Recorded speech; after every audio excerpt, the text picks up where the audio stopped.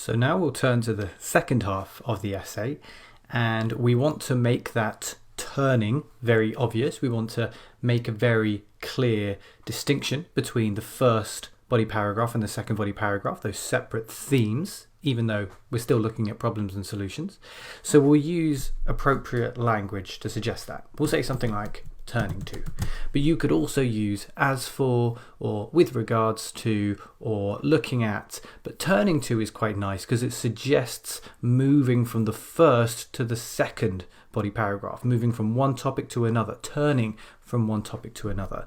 So turning to the consumption, we move down here into our plan, consuming of information. The consumption is the noun of information, and just like above, we're making the theme of the paragraph very, very clear. Up here, in terms of sharing, we made it very, very clear, and down here, same as well, consumption, very, very clear what the theme is.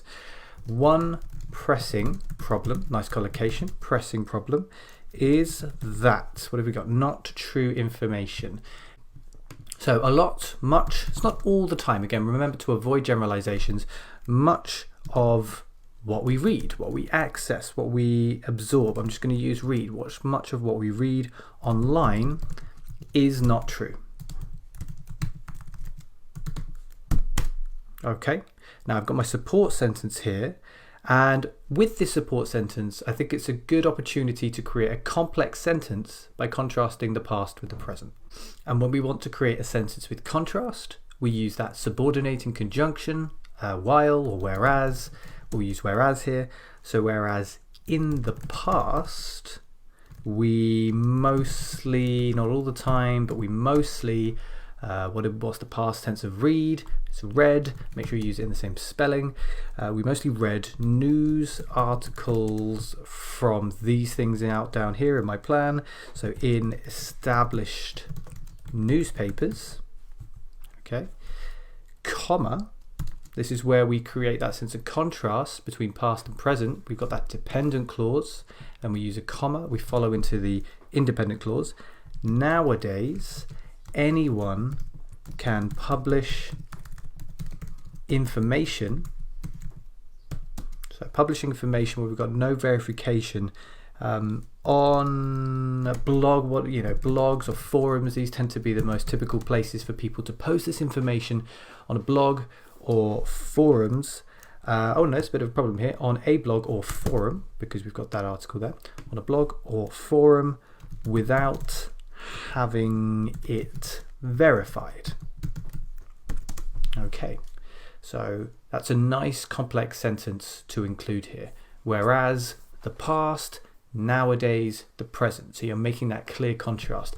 Whenever you have a task that presents you with the opportunity, or rather the requirement, in fact, to contrast the past and the present, try to recognize opportunities where you can do so within a single sentence, because then not only are you demonstrating your ability to create complex sentences, you're also demonstrating your ability to mix tenses together within a single sentence.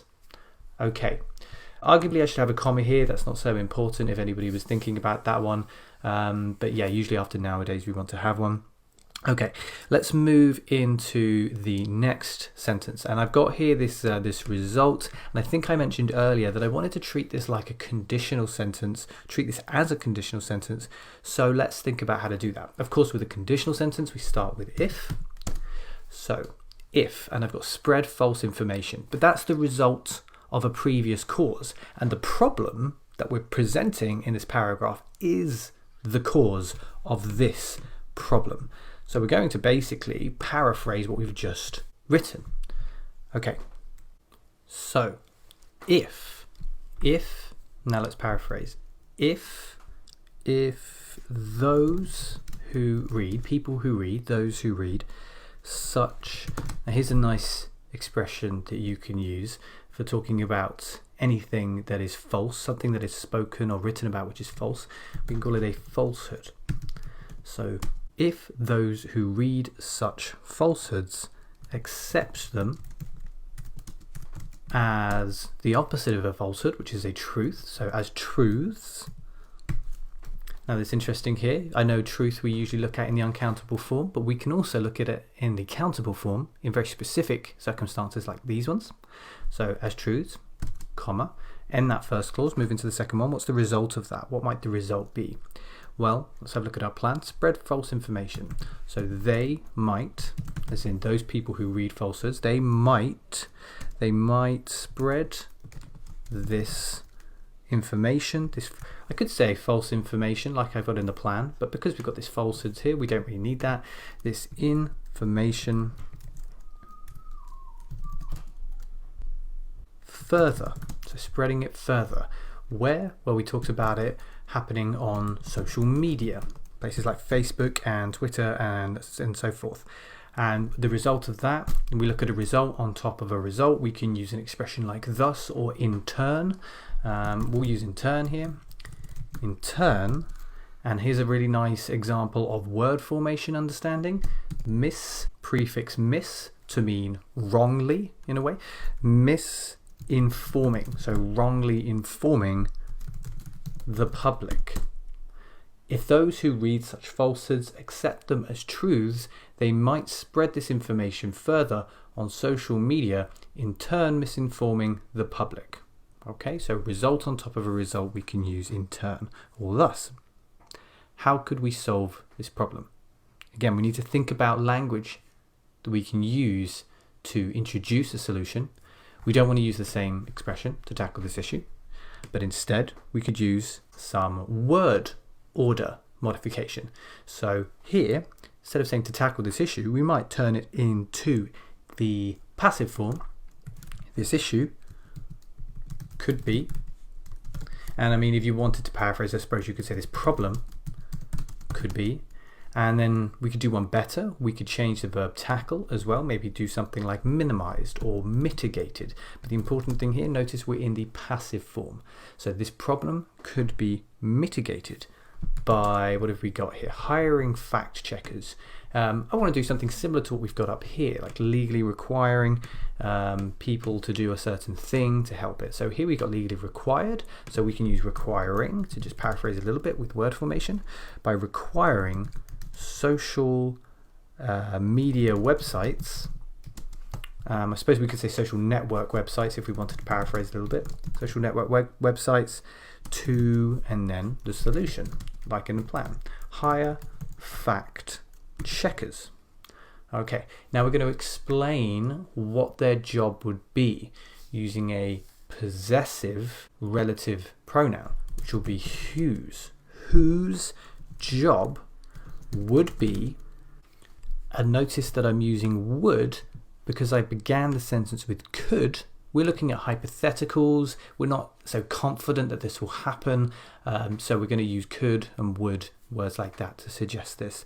Whose job would be to check the validity, so the truthness. Truthness isn't really a word, but validity we can certainly use.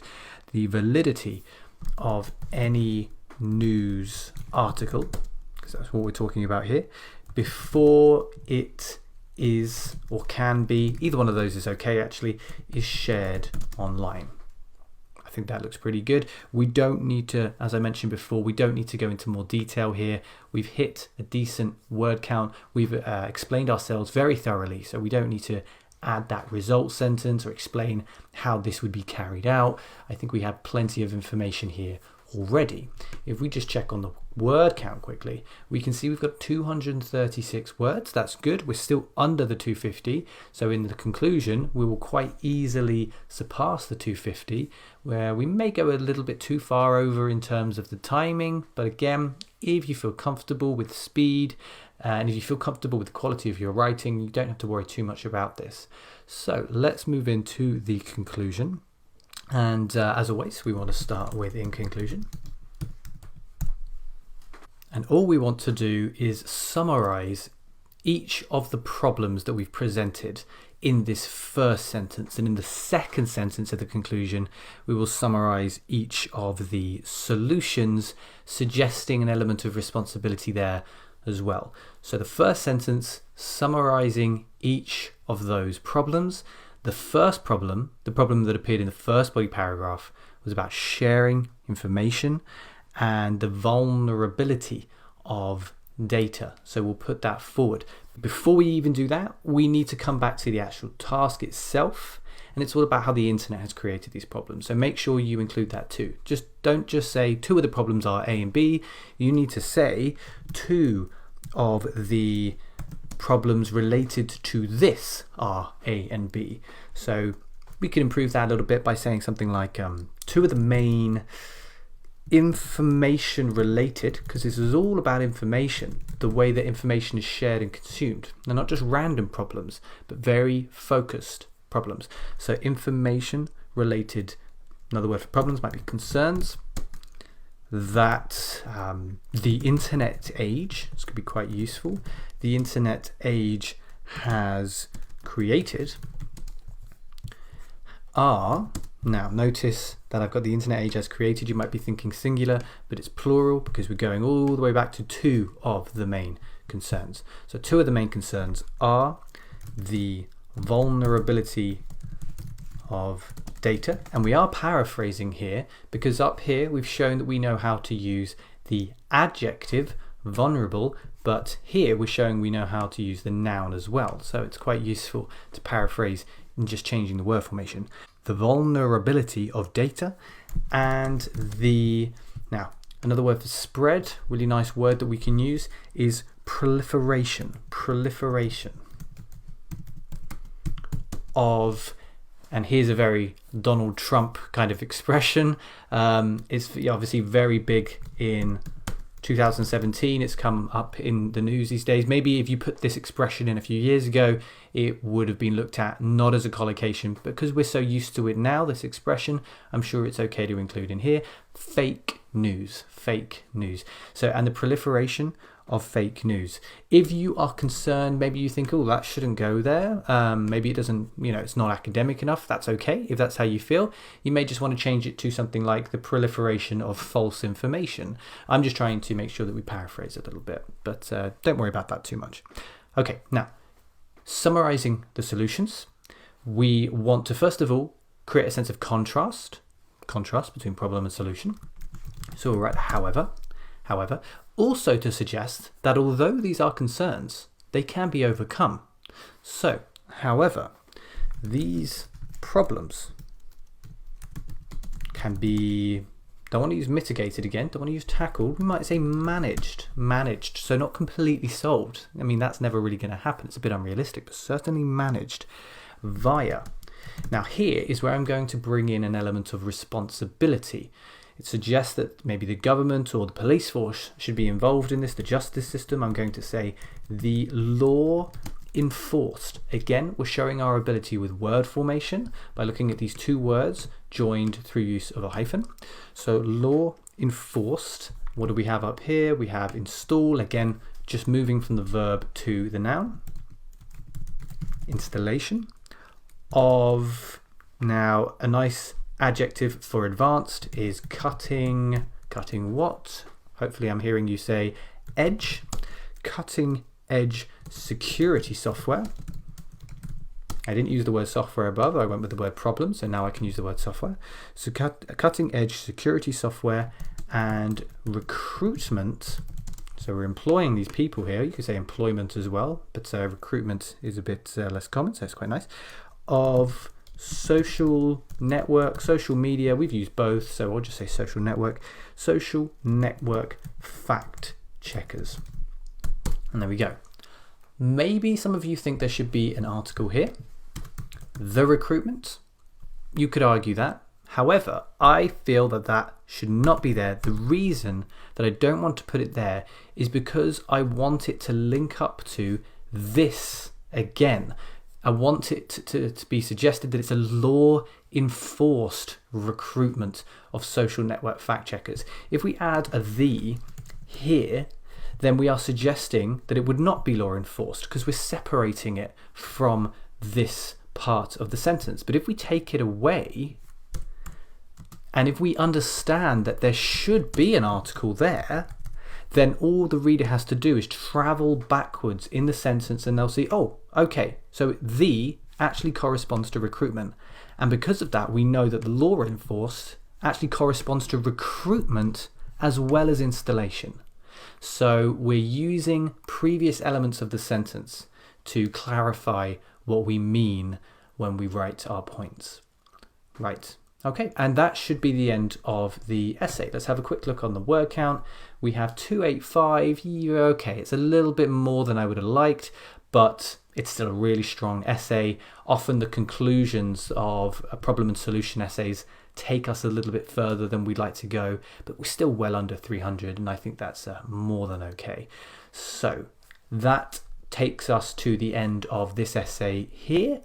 As a quick recap of the most important points, I just want you to recall how throughout the essay we tried to keep referencing the past and the present and the difference between them, both in the use of vocabulary and in the use of our grammar. That suggests that we've understood this part here has transformed and did not exist before. We're really identifying those time elements that a lot of people miss. So we've got that. I also want you to think about how we opened each of the body paragraphs. So we did it with particular language like in terms of and turning to in different locations, but we also very clearly identified the themes that we have chosen to include by adding sharing and consumption of information. And finally, I want you to consider all of the special vocabulary that we included to show off our understanding of internet and technology related vocabulary. I hope you found this essay useful.